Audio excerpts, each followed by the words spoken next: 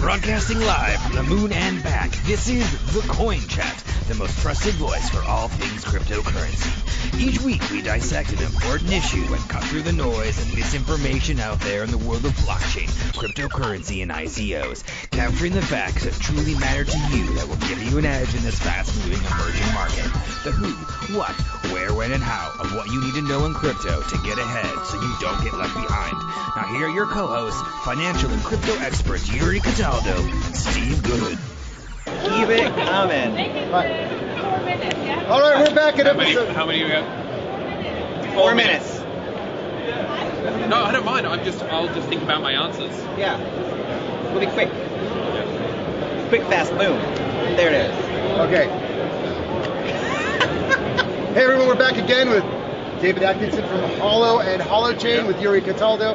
And this is a separate episode we're covering because a lot of people have been asking about what is the difference between Holo and Holochain. And interestingly, when you do searches on YouTube, you come up with Holochain brackets hot.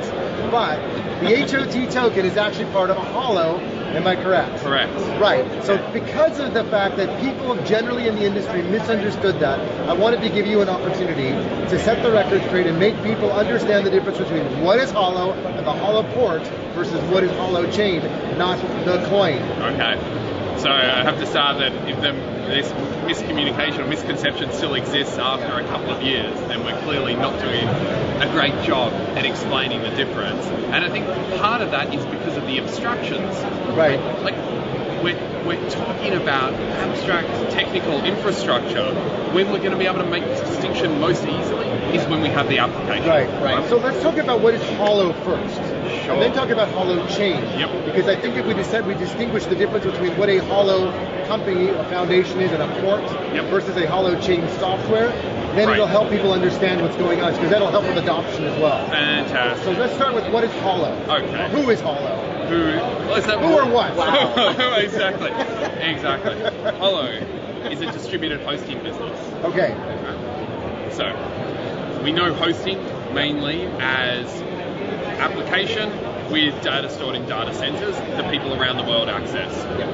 Holo makes it possible for the data center to be anywhere. Our homes, our work, fully distributed hosting. So you're talking about server-side distributed services. Like when an Amazon Web Services does work and run various compute power computing solutions on their hosted environments, I could do the same thing in a Holo environment. Exactly. So at the moment, they need to operate within a trusted network, which is themselves and their data providers. Right? Holo creates that trusted network through your participation in the network, so it extends the trust at individual organizational level, right? Okay. So it moves beyond an organization boundary. And where might that be useful? Well, when applications need to be served completely on the edge, IoT, even run on the edge, served on the edge for users. So, and Holo, distributed hosting, says, well, distributed applications built on Holochain. Built on Holochain. But we'll get to that in a minute. Yeah, I'll get that. Distributed applications, people need to be able to run them without knowing that they're running a distributed application. They just need to be able to run an application. Absolutely. And so Holo provides the mechanism for distributed application to be run through Holo software and served anywhere in the world to a web user that doesn't even know what they're doing. Right? And in order to be able to make that network work, what does a user need to get on that network or to be able to host that network? Perfect. So that's where we have the HoloPort. Again, a physical representation of hosting now. People will be able to host with virtual machines. It's much easier to say. We've got a buy box. Now the HoloPort, if we go back to the beginnings of Holo, this was the HoloPorts that we saw up on Kickstarter? Indiegogo, right. Absolutely. Right. So this was the Indiegogo invest in HoloPorts that you'll have that future technology. Host the new internet. Host the new internet, right. Yep. Got it. Okay. That's right. So, a HoloPort chip, you'll be able to connect the port to your network connection, and that will operate as a host. Now then you will be running a hosting application.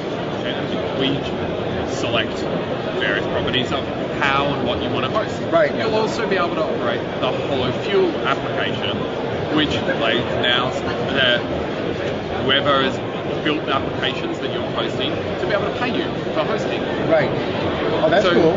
Yep, So absolutely. rather than paying Amazon Web Services, you can be basically hosting an environment or people are part of an environment through a HoloPort, which has Holochain software in there, which is enabling it to work. Is that right? Exactly. And then I could make money by providing part of that network being paid in HoloFuel. Yes, exactly. Which is the future, moving from the hot coin to the HoloFuel coin. Exactly. Right. So the hot coin is a free purchase of fuel on the Holo hosting network. Right. Exactly. So you get this infrastructure in the box. Now the software is Holo software, right? But you need Holochain to build that software. And there's multiple layers of software. It's like kind of like firmware versus software, right? Exactly. Right. So you've got the different layers of software that's in your HoloPorts. Some of it is Holo-specific software, and some of it is using Holochain software to enable a specific kind of application, like what you used to call the apps, right? A Holo app. So the thing that people get their head around is Holo is a HAP. Okay, there you go. There you go. It's one of many apps, as well as our friends here in the aviation world. Exactly. In was it Aeroband? They're providing another app. Exactly. As at the moment, some people who are playing around with our chat application, playing around with our app store, and many more to come. But Holo is a app, and the reason that we wanted to release Holo is to deal with this abstraction issue. Right. If you can, one, show what's possible on Holochain in a completely different paradigm to what we see around here, then people are going to take Holochain a lot more seriously, a lot faster, because we've already got demonstrated technology and solutions that couldn't be built anywhere else. Right. That's one. And it's kind of everyone who's building that underlying infrastructure wants to build apps that people use, so it allows us also to. And the final part is, if you're going to build an application framework for distributed computing, then you need to build hosting to bridge distributed computing from everyone in the world who doesn't care about it to those who do. Right. So build Holo so that distributed computing can scale before people know what it is. Great. And then could you then explain Holochain? So Holochain is an application framework that makes Holo possible. Right? So it is. I think the thing to get people's heads around is that it's not a network itself. It's a framework that allows you to build a network. Holo, the users of Holo will be a network. There's no Holochain network. The way there's no Holochain mainnet. Well, Holochain is just open source software, right? Yeah. It's open framework. It's not even a platform. It's an open framework, right? Open framework. Right. And so you're, of course, the company are using the Holochain framework to build the Holo infrastructure to be able to put the HoloPorts out and make them workable. Exactly. So it's like a Linux in a way. Exactly. And then when you're powering a currency of that framework, then when you get into conversations with guys like Aeroband, and they say, well, tell me about security.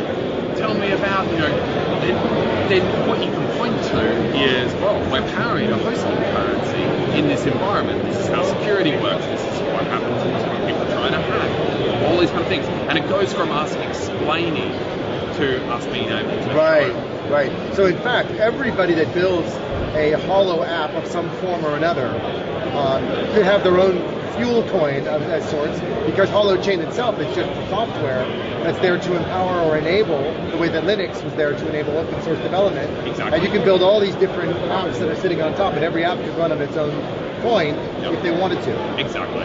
So where you get, what becomes really interesting, walking the floors today, is there are a lot of places that will talk about data sovereignty, data ownership, identity, privacy, and does it, whatever layer, some stage, bang, centralized. Yeah, right. You just and you ask one question or two questions or three questions, and they are the EU, GDPR. People are looking for the distributed solution to this problem. Yes, they have social questions and they have technical questions. They're looking to the solution to this problem. Right. So in being able to demonstrate that you could distribute hosting, people will also start to get used to the other things that you can start to distribute. Now, once we move into a world where we own our data, we start to transition truly into a digital economy. Got it.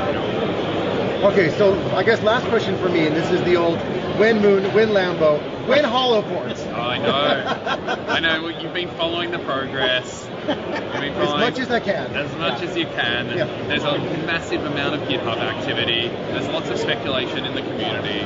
We've said we're working faster and faster to get there. And I think Art had tweeted that there'll be announcements coming soon. That's your founder. That's one of our founders. So we're getting there. Great. We're getting there. We're getting close. We're getting close. Good. We're getting close. We all want it out there. Well, we've had people on our channel coming in, posting in the comments like, when HoloPort? Yep. And I don't know how to respond to that because I'm just here interviewing you. So if you want to know when HoloPort, David's here to tell us it's on the way. We don't have to worry. It's coming. I think that the evolution is the reason we stopped announcing dates was because when you're building innovative tech that's never been built before, there are too many unknown unknowns. Oh, and we absolutely. shot ourselves Tons in the of variable, yeah. by having dates. It created a lot of problems for many people. So But you're still here. still here, Still going. Now, what we're able to do is we're much better at tracking release schedules. So we know what is going to get completed by when. That's getting us closer to be able to announce dates. Awesome.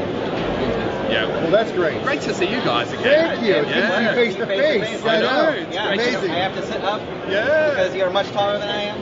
It's great to see you guys through the crypto winter as well, surviving. We have survived. Surviving, Yeah, we have survived the crypto winter, and we're waiting for crypto spring and summer to come again. Yep. Right as winter starts. Great. Well, David, thank you very much for joining us for a double episode today here in Malta at the Blockchain Summit. Yep. And of course, we'll be spending more time with you and the guys from Aeroblock. Thanks everybody for watching and checking in here on the Coin Chat. We'll be back for more in Malta. Thank you for joining us today on the Coin Chat. Join us on Telegram on t.me/thecoinchat, where we discuss a range of topics on cryptocurrency. And visit us on patreon.com/thecoinchat for show notes, outtakes, and previews of additional content. Or follow us on our website, which is www.thecoinchat.net. And remember to like and subscribe to us on your way out. To the moon, until next time.